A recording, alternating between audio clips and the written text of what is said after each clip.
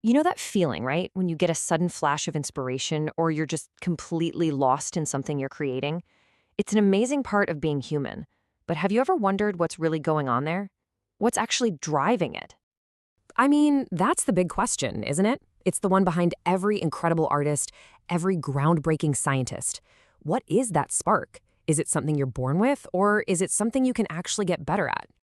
Well, for a long, long time, psychologists who were studying this stuff kept landing on the exact same answer.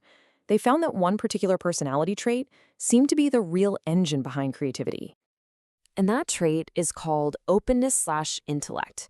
Now, it's one of the big five personality traits, a model psychologists use a lot, and it's the only one that's consistently tied to creative success. You can think of it as your mind's natural curiosity, that deep-seated urge to explore new ideas and experiences. So, for a while, that was pretty much the story. If you're a creative person, you're probably high in openness/intellect. Simple, clean, elegant explanation. But science never stops digging. And what researchers started to realize is that this one single trait, well, it's actually made of two totally distinct parts. And let me tell you, this changes everything. Okay, so let's get into the heart of this. It turns out openness/intellect isn't one thing, it's two.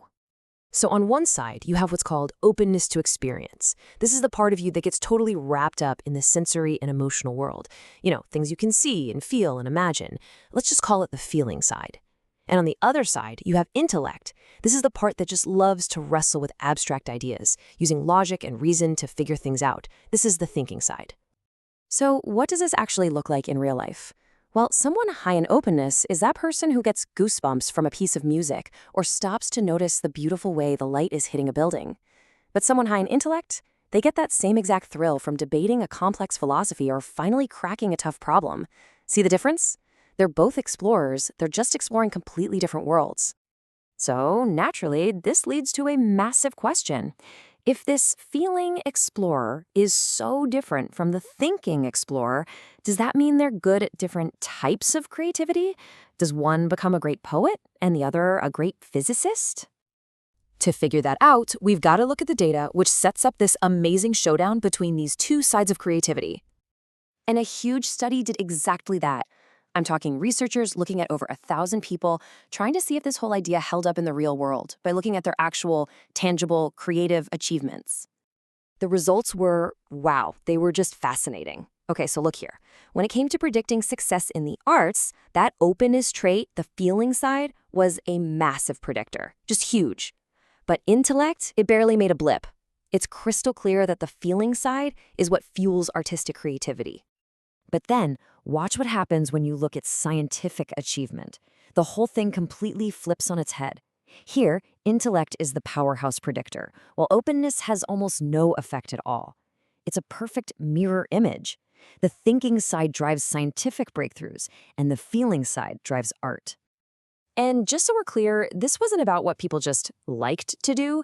The study was measuring concrete, real-world accomplishments. So for the arts, we're talking about things like getting your writing published, winning a music award, or being a professional performer.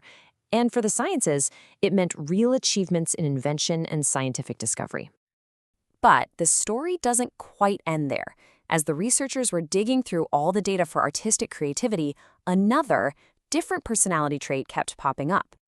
And that trait was extroversion, which, when you think about it, makes perfect sense, right?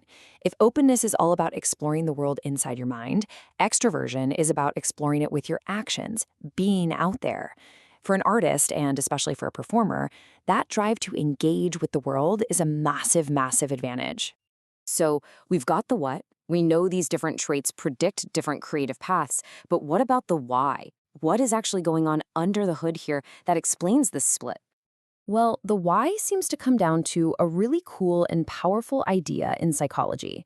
The theory that we all basically have two different ways of thinking. Think of it like this. You've got your type 1 thinking, which is like your brain's autopilot. It's your gut feeling, your intuition. It's super fast, automatic, and takes basically zero effort. Then you have type 2 thinking. That's the pilot.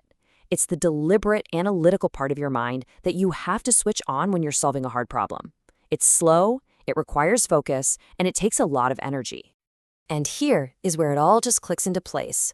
Openness, with its focus on feelings and senses, seems to be powered by that fast, intuitive autopilot system. That's the engine for artistic expression.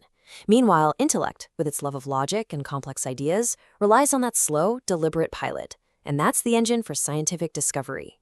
So you've got two different traits running on two different thinking systems, leading to two totally different kinds of creativity.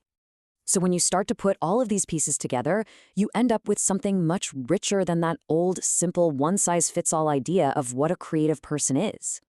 The researchers who figured this out put it perfectly. They said, artistic creativity draws more heavily on experiential processes, whereas scientific creativity relies more heavily on rational processes. It's really as simple as that. So at the end of the day, creativity just isn't one-dimensional. It's not one single thing. It's this incredibly diverse landscape, and it's shaped by the different ways we all explore the world. It really comes down to what kind of explorer you are. Are you driven to explore the world of feelings and beauty, or are you driven to explore the world of ideas and reason?